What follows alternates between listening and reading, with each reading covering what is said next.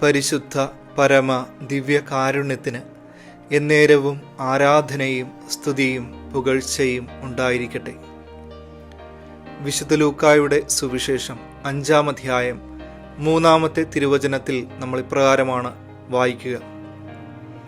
ശിമയോന്റേതായിരുന്നു വള്ളങ്ങളിൽ ഒന്ന്. യേശു അതിൽ കയറി. കരയിൽ നിന്നും അല്പം അകലേക്ക് വള്ളം നീക്കുവാൻ അവനോട് യേശു ആവശ്യപ്പെട്ടു. അതിൽ ഇരുന്ന് അവൻ ജനങ്ങളെ പഠിപ്പിച്ചു. കരയോട് ചേർന്ന് കിടന്നിരുന്ന വള്ളം കടലോട് ചേർത്തിടുവാൻ ആഗ്രഹിക്കുന്ന ഈശോ ശിമയോനോട് ഇങ്ങനെ പറയുകയാണ്: കരയിൽ നിന്നും അല്പം അകലേക്ക് വള്ളം നീക്കിയിടുവാൻ. കര എന്നത് സുരക്ഷിതമായ ഇടമാണ്.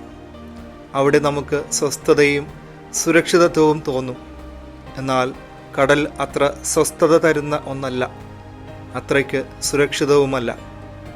ഈശോ ആവശ്യപ്പെട്ടത് സ്വസ്ഥതയും സുരക്ഷിതത്വവും വിട്ട് ആഴത്തിലേക്ക് നിന്റെ ജീവിതമാകുന്ന വള്ളം നീക്കുവാനാണ്.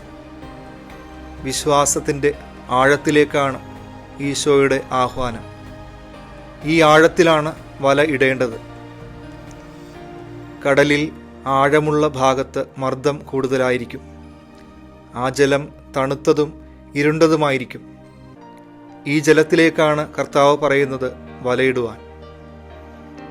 ഇന്ന് നമ്മളായിരിക്കുന്ന സുരക്ഷിതമായ സ്വസ്ഥമായ ജീവിതാവസ്ഥയിൽ നിന്നും യാതൊരു സുരക്ഷിതത്വവും ഇല്ലാത്ത സമ്മർദ്ദങ്ങളുടെ നടുവിലേക്ക് നമ്മുടെ വിശ്വാസത്തെ കൊണ്ടുവരുവാൻ ഈശോ നമ്മളോട് ആവശ്യപ്പെടുകയാണ്. ഈ ആഴമുള്ള വിശ്വാസത്തിലാണ് ഈശോ നമുക്ക് സമൃദ്ധി തരുന്നത്. ഞാനായിരിക്കുന്ന വള്ളം ഇനിയും കരയിൽ നിന്ന് ആഴത്തിലേക്ക് മാറ്റിയിടേണ്ടത് ആവശ്യമല്ലേ? ഇന്ന് ഈശോയോട് ചോദിക്കേണ്ടതും ഇതുതന്നെ: കർത്താവേ, ഞങ്ങളുടെ വിശ്വാസത്തിന് ആഴം തരണമേ. വെല്ലുവിളികളുടെ സമ്മർദ്ദങ്ങളുടെ നടുവിൽ അങ്ങിൽ ആഴമായി വിശ്വസിക്കുവാൻ കൃപ തരണമേ. ഈ തിരുവചനം കേട്ടുകൊണ്ടിരിക്കുന്ന വ്യക്തികളുടെ ജീവിതത്തിൽ വിശ്വാസത്തിന് ആഴം കർത്താവ് തരട്ടെ. ജീവിതത്തിൽ പ്രതിസന്ധികളുടെ സമ്മർദ്ദങ്ങൾ ഉയർന്നു പൊങ്ങുമ്പോൾ ആഴമായി ഈശോയിൽ വിശ്വസിക്കുവാൻ, ആഴത്തിലേക്ക് നമ്മളുടെ ഹൃദയം കൊണ്ടുവരുവാൻ ഈശോ നമ്മളെ അനുഗ്രഹിക്കട്ടെ. സർവശക്തനായ ദൈവം, പിതാവും പുത്രനും പരിശുദ്ധാത്മാവും നിങ്ങളെ സമൃദ്ധമായി അനുഗ്രഹിക്കട്ടെ. പരിശുദ്ധ പരമ ദിവ്യ കാരുണ്യത്തിന് എന്നേരവും ആരാധനയും സ്തുതിയും പുകഴ്ചയും ഉണ്ടായിരിക്കട്ടെ.